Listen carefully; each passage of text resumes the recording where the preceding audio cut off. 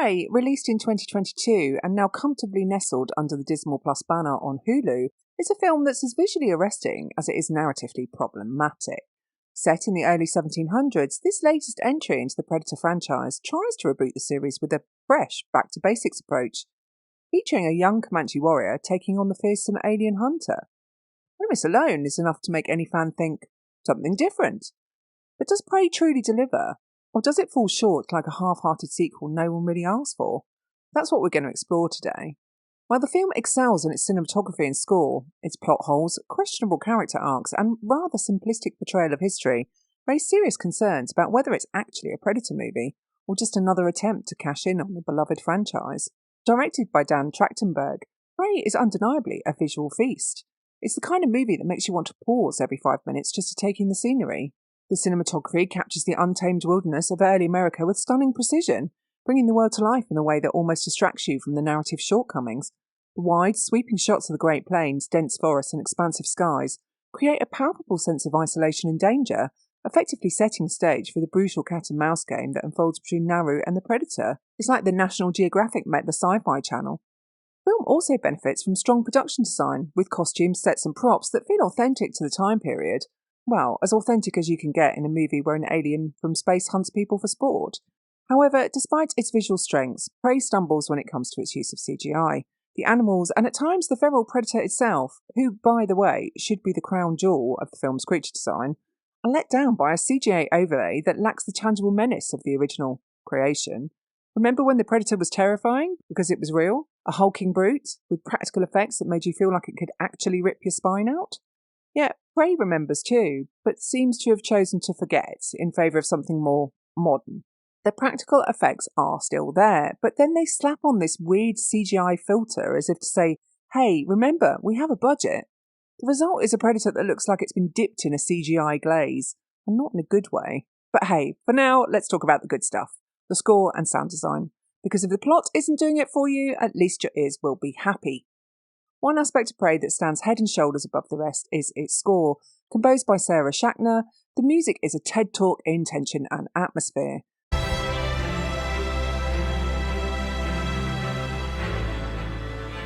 Schachner's score blends traditional instrumentation with primal rhythms, creating an auditory landscape that's as immersive as the visuals and probably more coherent.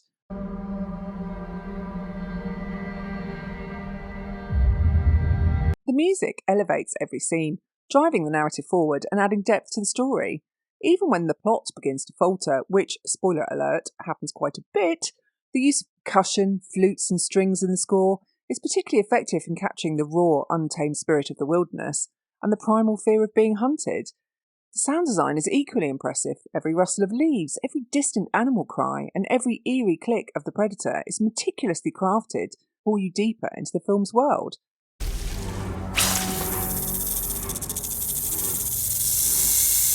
You might even find yourself on the edge of your seat. The audio elements do the heavy lifting, ensuring that the tension never fully dissipates, even when the story leaves you scratching your head. Particularly noteworthy is the use of silence and subtle sound cues during the Predator's stalking sequences.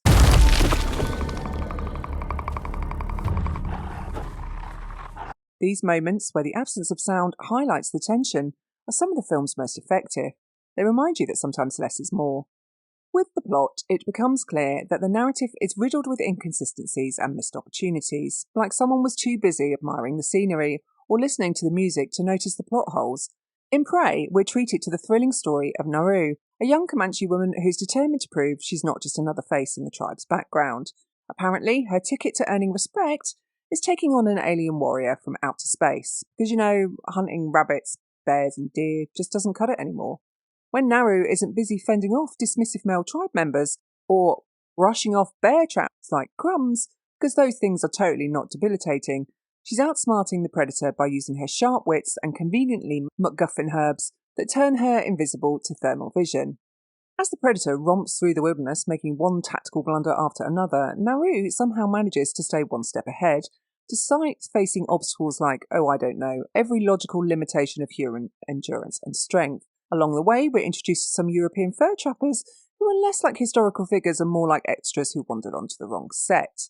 These guys are so laughably incompetent they make the Predator look like a genius by comparison. Naturally, Naru, with her unwavering determination and plot armour thick enough to withstand a nuclear blast, ends up outlasting everyone, including her much more capable brother, Tabe, whose main role seems to be making Naru look even more heroic by dying, after telling her that she's the bestest ever. You weakened it. You had it now. You can see what I miss. You always have. In the grand finale, Naru finally takes down the Predator using a combination of her cunning, conveniently discovered Predator weaknesses, and that trusty, impossible-to-make herbal MacGuffin. By the end, she's standing tall, having not only survived, but also miraculously saved her tribe from an alien threat that the script insists only she could defeat. The tribe is now presumably left to fend for itself without any hunters. But hey, at least they've got Naru, the invincible girl boss who single-handedly took down the Predator. Because clearly, survival in the 1700s was all about individual heroics and not at all about, teamwork or realism. Naru, portrayed by Amber Midthunder, is a character driven by determination, which is great, until that determination becomes a series of reckless decisions that result in the death of others. But who's counting? Her arc is supposed to be one of survival and self-discovery, but it often results in the deaths of others, most notably the men of her tribe. Oops. The film seems intent on positioning her as a lone survivor, but it does so by sidelining or eliminating other characters in ways that feel forced and unearned. It's difficult to root for a protagonist whose actions lead to such dire consequences, especially when those consequences are brushed aside faster than a Netflix series cancellation. And then there's the portrayal of the European hunters and trappers who appear in the film. They're depicted as brutish, bumbling interlopers, more of a nuisance than a threat, and certainly no match for either the Predator or Naru. These guys are so one-dimensional they make cardboard cutouts look complex. Their portrayal feels like a nod to a simplistic revisionist narrative that reduces history to clear-cut villains and victims.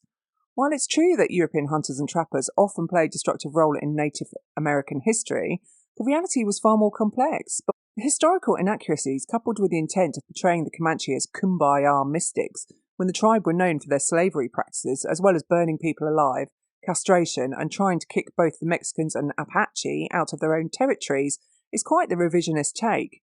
Adding to the historical inaccuracies is a scene where Naru stumbles upon a field of slaughtered buffalo, their carcasses left to rot in what's clearly a nod to the mass buffalo killings of the late 19th century. The ones that actually happened over 100 years after this movie is set.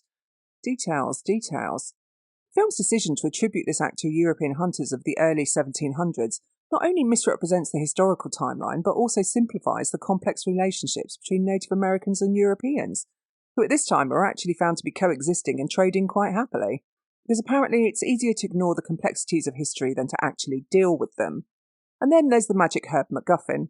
But hey, at least it gives her an excuse to stand perfectly still while the Predator walks right past her. One of the most notable aspects of Prey is its cast, which is largely made up of Native American actors, a commendable choice for a film centred around Comanche characters. Amber Midthunder takes on the lead role as Naru, a young woman determined to prove her worth as a hunter in a male-dominated society. Midthunder delivers a performance full of intensity and determination, and she can act, which helps. But raw physicality? No, not so much. She's not lean or wiry, instead she looks more like she should be serving you coffee than going toe-to-toe with an alien hunter. Despite her acting capabilities, Naru as a character is somewhat difficult to connect with. The film tries to paint her as a resourceful and tenacious underdog, but her decisions often come across as reckless, leading to catastrophic consequences for those around her. This disconnect between Midthunder's portrayal and the character's actions in the script creates a tension that the film never truly resolves. While Midthunder does her best to infuse Naru with depth and nuance, the writing doesn't always support these efforts, leaving the character feeling somewhat tropey as a modern Dismal Plus girl boss. If they don't see, we'll show them. Dakota Beavers, who plays Naru's brother, Tabe, is arguably the standout of the film. It is portrayed as a skilled warrior and a protective brother, and Beavers brings a natural charisma and presence to the role that makes Tabe instantly likeable. His chemistry with Midthunder is one of the film's highlights, and his character's journey from confident hunter to tragic hero is both compelling and poignant. Tabe's sacrifice in the face of the Predator's overwhelming threat is one of the most emotionally resonant moments in the film. This is as far as I go. No more. This is it. And it's a testament to Beaver's performance that this scene leaves such a lasting impact. He's also very likeable, and to be fair, I'd have preferred him to be the main protagonist. The supporting cast, including a group of European hunters and members of Naru's tribe, is serviceable but not particularly memorable. The European hunters in particular are portrayed as one-dimensional villains, more there to serve as cannon fodder for the Predator than to contribute any meaningful depth to the story. The interactions with the Comanche characters are minimal and underdeveloped, because who needs character development when you've got CGI blood spatter, right? While the film's focus is clearly on Naru's journey, the lack of depth in the supporting cast detracts from the overall narrative. The characters often feel like they exist solely to move the plot forward or to highlight Naru's abilities, rather than as integral parts of the story in their own right. This approach makes the world of Prey feel somewhat shallow. And then we come to the so-called feral predator, who is portrayed by Dane Vigliegro, a former professional basketball player turned actor. Standing at 6'9", he brought the physicality and presence needed for the role, even though the character's portrayal was hampered by terrible plot. In theory, he should be the most terrifying force in the film. Unfortunately, this particular predator seems to have dropped off the special bus for incompetent hunters. Remember when the predator was a cunning, efficient killer, stalking its prey with terrifying precision? Yeah, this predator must have missed that memo. Instead, it decides to hoist a bear over its head, becoming fully visible and making itself an easy target. Because nothing says stealthy alien hunter like lifting heavy objects and standing around like a prize idiot. This alien hunter, who is ostensibly on a mission to prove its worth, repeatedly makes decisions that would get it laughed out of the predator equivalent of military academy, from walking straight into traps to being outwitted by basic tactics. This predator feels more like a parody than a legitimate threat. And the result is a narrative that feels more like a comedy of errors than a thrilling cat-and-mouse game. Now, Prey touches on themes of survival, identity, and the clash between tradition and innovation. However, the film's execution of these themes is inconsistent, often undermined by the very plot holes and character choices that plague the story. The strong woman trope, wrapped up in the film's intersectional feminism, feels tired and increasingly out of place. The narrative insists on portraying Naru as the only one capable of defeating the Predator, but in doing so, it unintentionally sidelines and even eliminates all the other capable hunters in the village. By the end of the movie, Naru is left standing as the sole survivor. This is as far as you go. No more. This is it. Seemingly victorious. But at what cost? The film doesn't address the logical consequences of this victory, namely that her village, now devoid of its hunters, faces a bleak future. The men who were crucial to the tribe's survival, those who hunted, protected and provided, are all gone. But hey, girl power, right? This oversight is emblematic of a larger problem with the film's approach to its themes. The narrative is so focused on Naru's personal triumph that it neglects the communal aspect of survival that was integral to Native American societies. In a time and place where community and cooperation were vital, the film's insistence on framing Naru's journey as a solo feminist battle against all the odds feels not only anachronistic, but also somewhat hypocritical. The film critiques the supposed individualism of the European colonisers, whilst simultaneously celebrating Naru's lone survival as the pinnacle of achievement. Let's not forget, she does bloody wander off to try and hunt the predator on her own when she couldn't even take down a rabbit.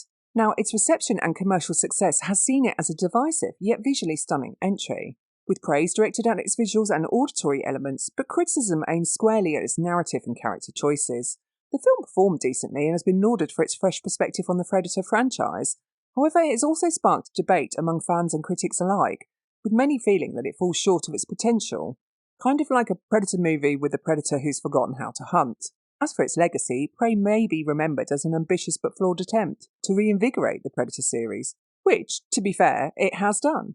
With Predator 6 in production alongside Prey 2, yes, they're doing it again, it's clear that Prey has set the stage for more sequels, but whether it's a step in the right direction or just another misstep remains to be seen.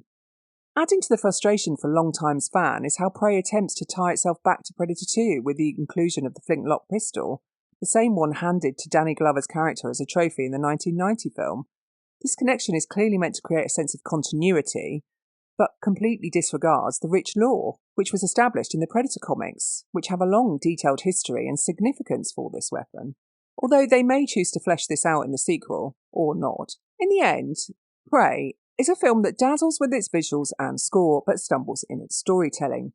It offers a fresh take on the Predator franchise with some commendable elements, but it's weighed down by plot holes, questionable CGI, and a protagonist who, despite her best efforts, struggles to win the audience's full sympathy. So, is it a stunning tribute to the Predator franchise or a missed opportunity? It's a bit of both. It's It's a film that's worth watching for its strengths, but don't be surprised if you find yourself more invested in Tabe's journey than Naru's. It's a beautiful hunt, but one that ultimately leaves you wishing for a cleaner shot, a more grounded approach to its historical context, and a narrative that embraces the complexity of its characters and setting, rather than simplifying them for dramatic effect. While Prey offers moments of genuine tension and visual splendour, its shortcomings in story coherence, character development, and fidelity to franchise lore leave it feeling like a missed opportunity rather than a worthy addition to the Predator canon. Is it really a Predator movie, in the truest sense? For fans of the franchise, the answer may depend on how much they're willing to overlook the film's flaws in favour of its fresh take on the hunt. Yes, it's visually stunning, and yes, the score is a triumph, but the narrative inconsistencies and the questionable portrayal of characters and history make it hard to fully immerse yourself. It's like ordering a steak and getting served a salad. Sure, the salad is nice, but it's not what you came for. So grab your popcorn, settle in and enjoy the ride. Just don't be surprised if you find yourself rooting for the Predator to catch a break. Prey is less about the thrill of the hunt and more about the spectacle of what might have been.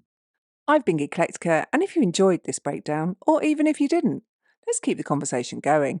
What did you think of Prey? Did it hit the mark or did it fall short? Let me know your thoughts in the comments below. And if you haven't already, make sure to like, subscribe and hit that notification bell.